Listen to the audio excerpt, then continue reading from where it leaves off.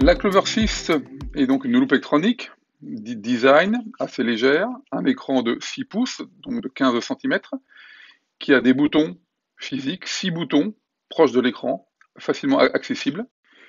La Clover 6 peut se tenir de la main droite grâce à la poignée, que l'on peut orienter pour une meilleure prise en main, mais également de la main gauche pour les gauchers.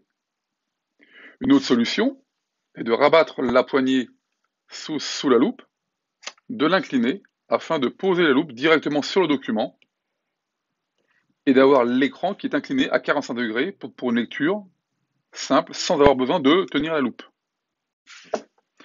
À droite, nous retrouvons les deux boutons plus et moins pour régler le grossissement. Grossissement qui peut évidemment se faire également par l'écran tactile, par des mouvements de pincement comme sur les smartphones récents. Et en haut à droite, on trouve le bouton pour figer une image.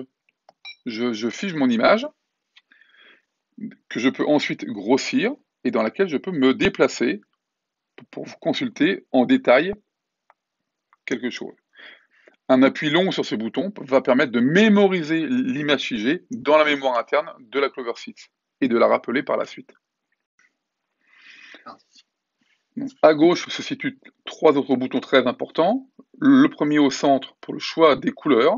Ici, on passe en mode fort contraste, noir, blanc, jaune, bleu ou d'autres couleurs que l'on peut paramétrer. En dessous, instantanément, on revient en couleur naturelle, plus pour voir des images, pour voir des photos. Et en haut à gauche, le bouton qui sert à faire afficher une ligne de guidage pour suivre plus facilement une ligne de texte, ou en mode vertical, en mode fenêtrage horizontal ou vertical. Sur le côté gauche, en haut à gauche, le bouton marche-arrêt, qui est ici éclairé en vert parce que la loupe est allumée. Par un appui court sur le bouton, nous accédons à des fonctions complémentaires qui apparaissent à l'écran. Écran tactile, dont nous pouvons régler la luminosité de l'écran, régler le volume des bips quand on appuie sur les touches. Nous avons ici le niveau de charge de la batterie. En dessous, AF pour autofocus, qui est par défaut une mise au point automatique, mais on peut le désactiver. Le choix de l'éclairage, qui est ici éclairé, mais je peux éteindre les lumières à l'arrière. Le choix d'avoir un retour par vibration, chaque fois que l'on appuie sur une touche, ou d'activer ou pas le mode veille, c'est-à-dire qu'au bout de quelques minutes, si on n'utilise pas la loupe, elle s'éteint automatiquement.